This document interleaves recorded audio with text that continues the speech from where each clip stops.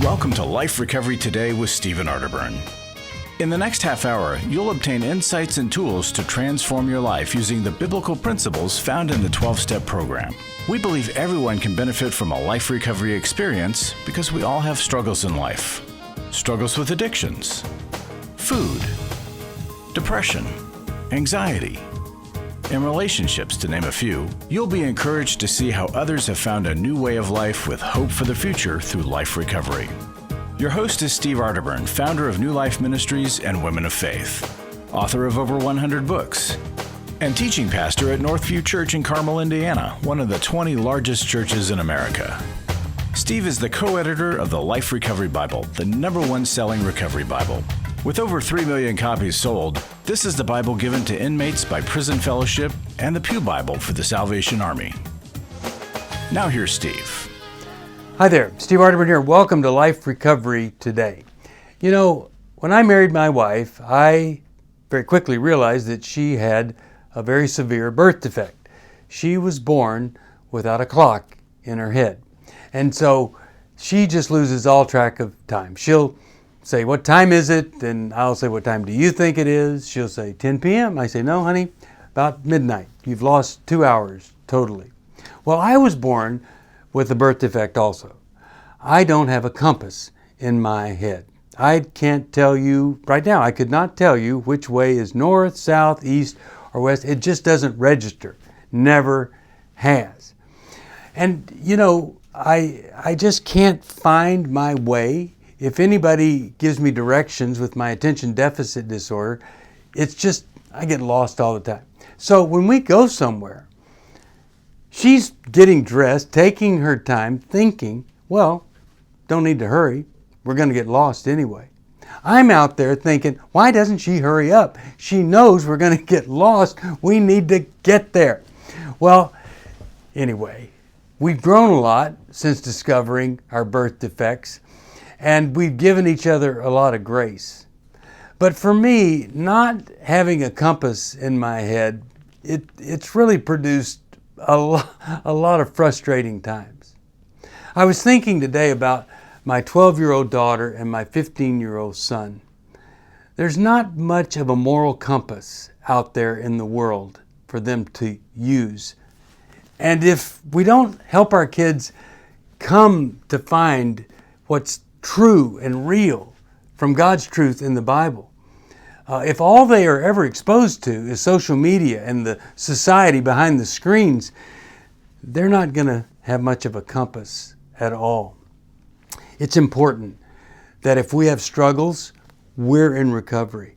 We're growing and our character is building one day at a time so that we then can help them grow and that their compass, not the ways of the world that are so sick and so meaningless, but their compass is the truth that we find in God's Word.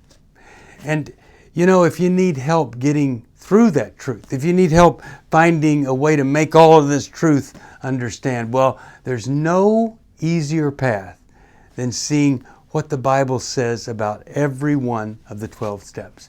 And you can do that in a Life Recovery Bible. You call us at 1-800-NEW-LIFE if you need one. Well, I'm about to do an interview with a person that is open and honest about a new and developing problem. Well, not so new, but it's prevalent and we need to be dealing with it. We'll be back after this. Are you going through your struggles alone? Do you want someone to talk to help you through your pain? Do you feel like a failure when you relapse again, telling yourself, next time will be different? Don't walk this path alone anymore. Join a life recovery group today and be a person that your friends and family can be proud of. God created us to be in community, and we believe everyone can benefit from a life recovery experience. There are life recovery groups all over the country, and if there isn't one in your area, we can help you start one. Life Recovery brings recovery to you, right where you are. You'll take a journey with others to find healing and freedom.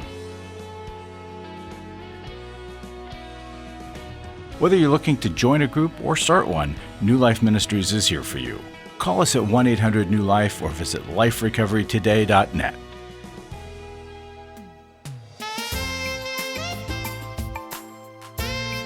Welcome back to Life Recovery Today. Kylie Chrismond is my guest, and she is also a person that serves at Northview Church. Kylie, you and I have something in common you may not know. Okay. We both have degrees in elementary education. Really? Yeah, I didn't know that. Yeah, first degree, and it felt like if I could, teach a fifth grader, I could teach anybody, anything. But you got 4 boys. Yes. How old are they? So we just had a birthday, so it's 9, 6, 4, and 2. Oh my goodness, that's pretty exciting. Yeah. 4 boys. Your Yes. husband is a worship pastor. He is.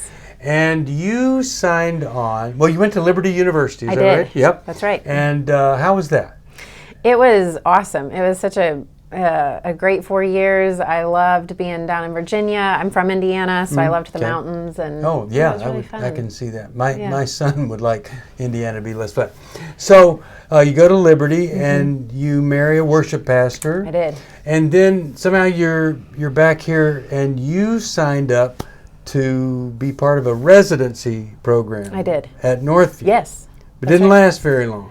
Well, I did finish I just finished my residency in December, but I was hired on full time before the end of my, yes. Before the residency was over, yes. They said, we need yes. you.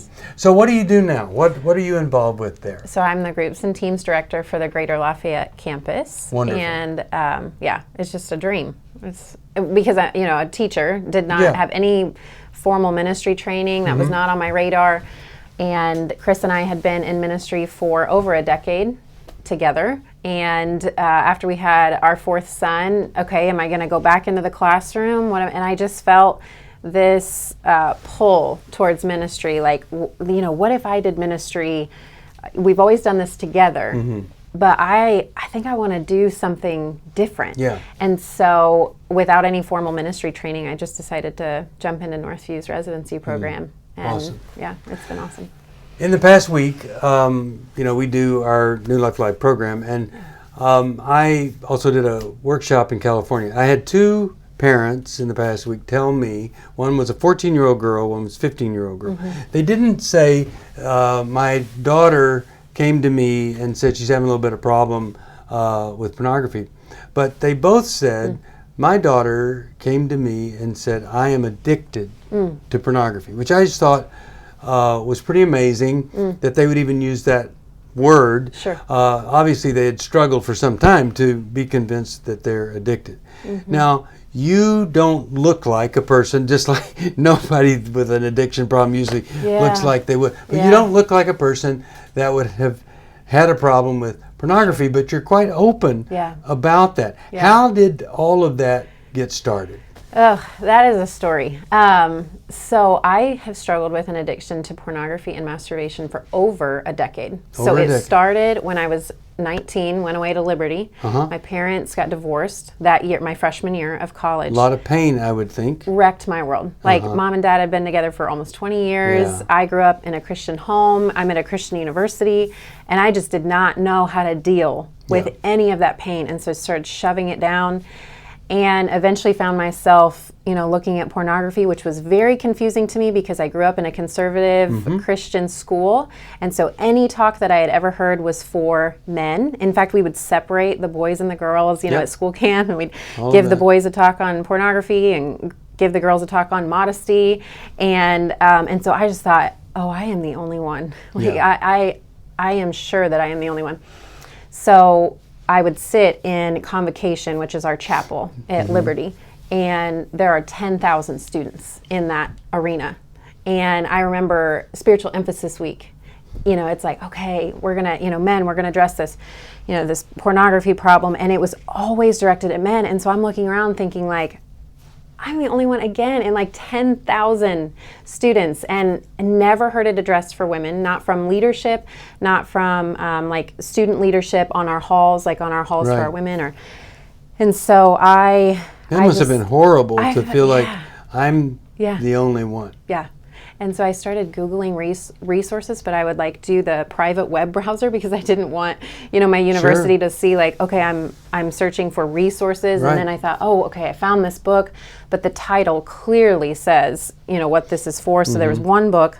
I thought, I can't keep that in my dorm room. because my roommate is going to know what I'm. And so I just continued on in my struggle alone all throughout college. I never heard it addressed for women once, never once in my 4 years at a Christian evangelical college. So what happened that turned it around? How did you find help or? Tell us about it. It took a long time. So my husband has also struggled with an addiction. And so into our first year of marriage, he began struggling with prescription drug abuse.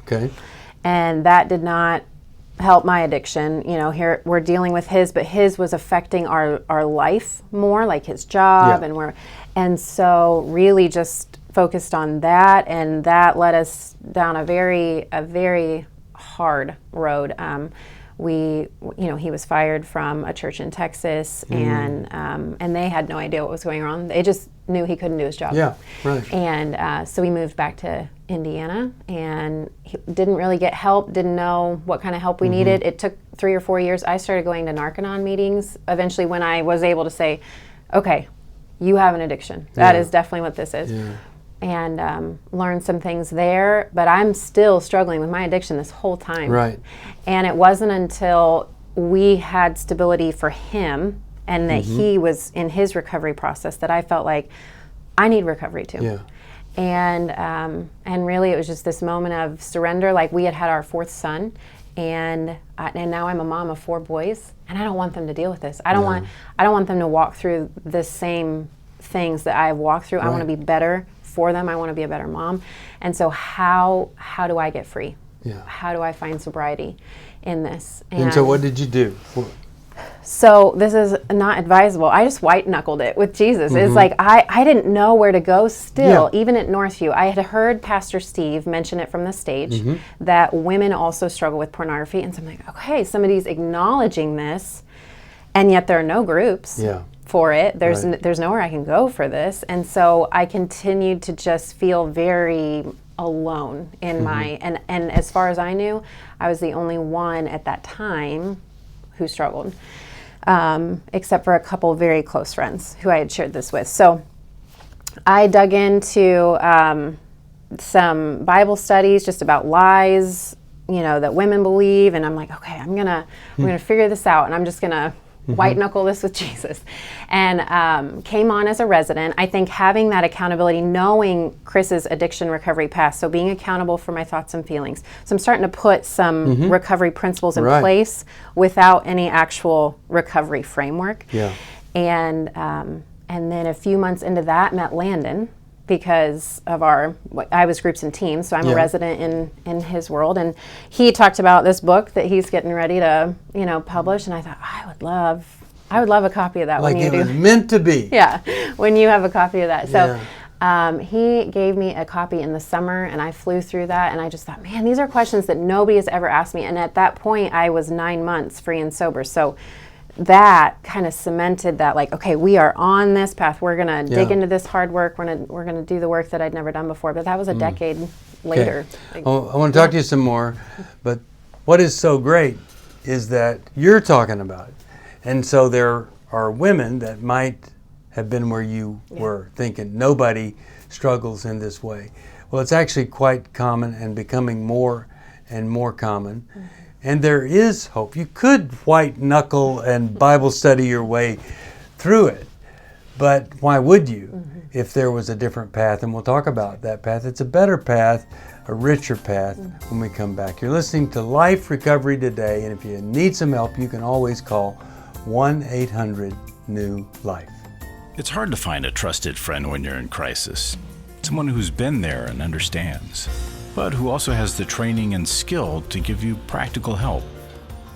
Family, friends, and churches want to help, but often they're not equipped to care for those dealing with problems like addiction and pornography, infidelity, anger, depression. New Life Ministries is here to provide help and hope in life's hardest places. We're not focused on making people feel better. We're focused on helping people do the work that will help them be better. At New Life, we have resources available to help you, like books, DVDs, CDs, workshops, and our network of licensed counselors.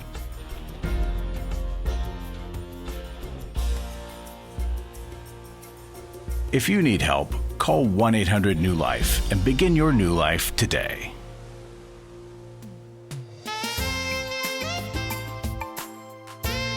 Welcome back to Life Recovery Today, and we're talking about pornography, women and pornography. So in the white knuckling, Kylie, you did it. I mean, you got through it. And you found Landon material guidance, and you could be open with him. What do you think in that journey without recovery materials and all that, what do you think was most important in that part of trying to get back, maybe you could call it holiness or wholeness, or just get this out of your life? Can you think of something that really helped you when you didn't have recovery resources? Yeah, I had two very trusted friends who I could be very honest with, and I've always been able to be honest with Chris, and so this accountability was important, but just total surrender to the Lord. He was bringing me into a season where he was taking things away and doing things in my life that I it's like, okay, God, we're going to step into ministry. This seems like really, I'm so broken. And he began showing me, yes, I want to take the broken pieces and I'm going to use that seed for a ministry, but I need you to trust me. I need you to obey. I need you to surrender the control, the pain, the addiction, like all of that. And so being in the Word every single day, I had an amazing life group leader and she was on me. What habit do you want to see, and or what spiritual gift? And I said, I want to see the fruit of faithfulness. I want to be faithful to what the Lord has asked me to do, and I believe He has asked me to share my story. How are you going to be faithful if you're not in the Word? And so she'd text me like, "Are you up? Are you in the Word?" And I was like, "Yep, I'm up." Like it's 6, and now it's 5:30, and now it's 5 because it's just not enough time. The Lord was like, He was giving me a hunger for His Word, teaching me new things and stripping away the old things. And well, in recovery terms, essentially, she was kind of functioning as a sponsor for you. And that's really spectacular. Yeah. How do you stay clean, sober, free? What's the biggest thing that helps you the very most today to not fall back into it? Yeah. Just had to get rid of a lot of things like social media, movies, TV shows, all that. I had to take a look at my life and say, what is not beneficial? What is feeding the monster that has consumed my life for so long? And so there were a lot of things the Lord asked me to give up and just that weren't healthy in my life. I know that social media apps are a big trap. And so we think, I even heard parents say, oh, well, I just let my daughter have Pinterest. And I just want to say, like, there is porn on Pinterest. Yeah, there's a lot of pornography. P stands for pornography on Pinterest too. Yeah, and Instagram. And so I had to get rid of things that I knew were they were going to lead to unrighteousness. Yeah. And so in my recovery now, just being aware of the things that that are not leading me towards righteousness, that are not making me more Christ-like. Right. And that's been really helpful. So if somebody is, what do you say to somebody that is struggling? Maybe they're watching. Yeah. Why should they quit? Yeah. What is so bad about this pornography thing? It leads to death every single time. Just the feeling, it never brings joy. It never brings wholeness. It never brings life. It never brings connection. It never brings community. It only leads to death and loneliness and emptiness. And you said something on a podcast. You were on a podcast with Davey Blackburn, and you said something about that masturbation and pornography, it is selfish sex because it is solo sex. Right. And I just had never heard that before. It's like this light bulb clicked for me. I'm like, that is why it is so selfish. You're taking something away, and whether you're single or you're married, it is still selfish, and that is not how God designed it. And it leads to emptiness and brokenness every single time. And so for somebody struggling, I would say share your story with somebody. Yeah. I know that every single time I have shared, I have never been the only one in a room. Yeah. Ever. Right. And that blows my mind every time. I only started sharing my story a year ago. And in a year, we have enough to have a group. That like a group is of awesome. women. Oh, that's got to make you feel so great. Yeah. Now, the thing that you have, which is making a difference, is you have this humble willingness to look crummy, Yeah. whatever, Yeah.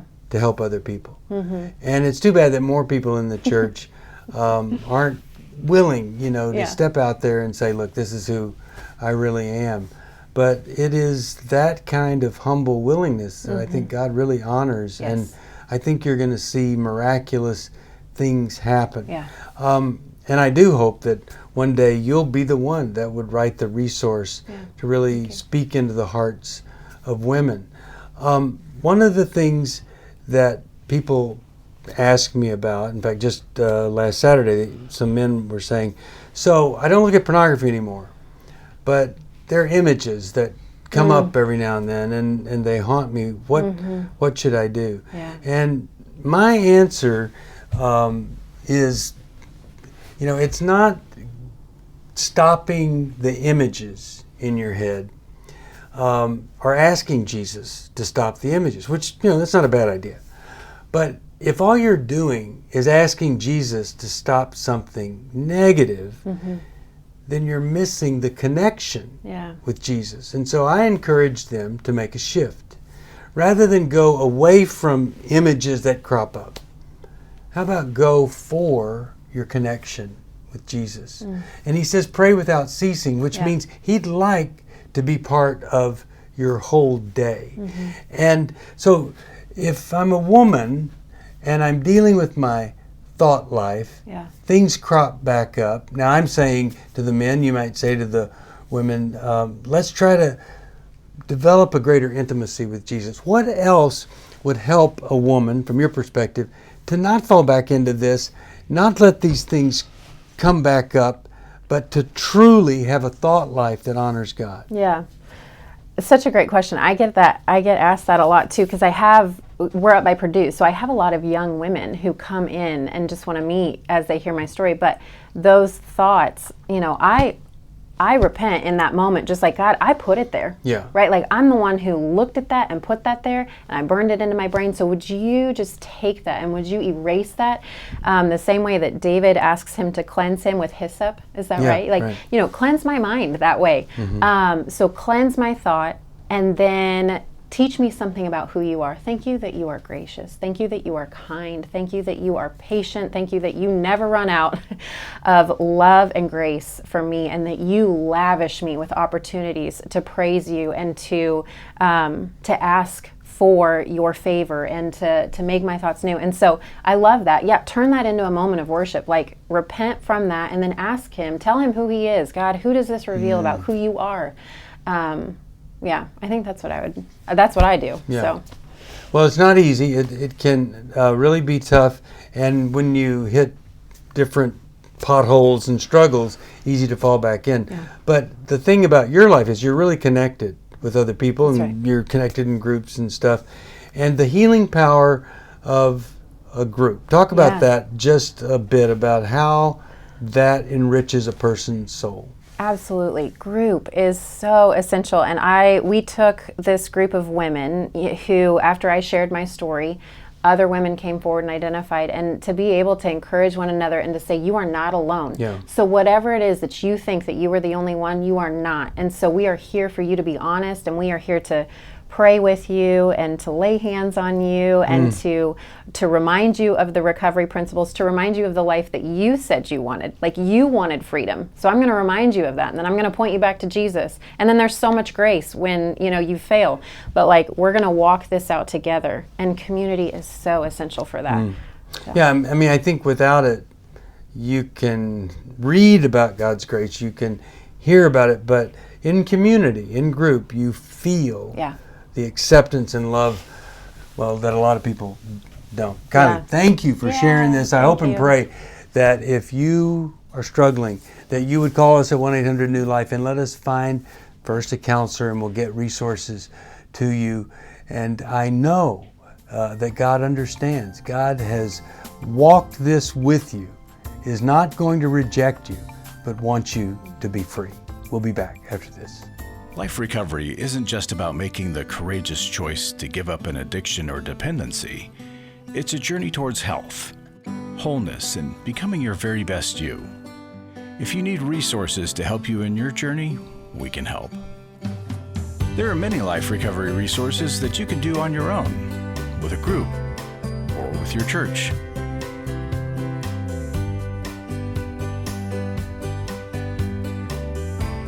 We have Bibles, workbooks, and devotionals that you can use to work your recovery right where you are.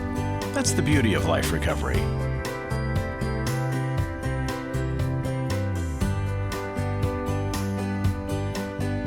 To learn more or to get the Life Recovery Bible or any other life recovery resource, visit liferecoverytoday.net or call us at 1-800-NEW-LIFE. 1-800-NEW-LIFE.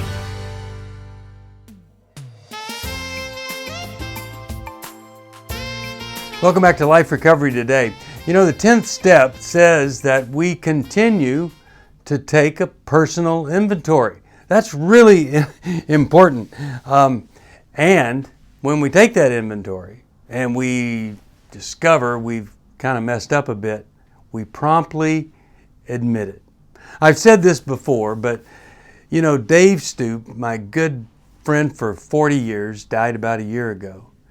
And all of the other people that were writing together, they weren't anymore. He and I to the very end. And we think it's because we practiced all these principles in our personal relationship. And when we would mess up with each other, we would just admit it and get on with life. If you don't have the willingness to see where you might have been wrong, if you don't have that desire to make things right, you are missing a big part of life and a big part of recovery that could enrich your life and provide you with a whole new way of being you. God loves you and wants you to have that humble spirit, that willingness to see the reality of who you are, and when it's not so pretty, or when your behavior has impacted another person and it hasn't been very helpful, that you would admit it and make it right. I want to challenge you this whole week. Make things right. Look at yourself, see the areas that need growth, look at where you might have hurt someone, and go make it right. And I'll see you back here next week on Life Recovery Today. Thanks for joining us for Life Recovery Today with Stephen Arterburn. We hope this program has helped you integrate God's truth and wisdom into your recovery journey. This program is brought to you by New Life Ministries, and it's your support that keeps this program on the air. When you contact us for any reason, be sure to let us know that you watch on NRB. Call us at 1-800-NEW-LIFE or go to liferecoverytoday.net. Please join us again next week for more Life Recovery Today.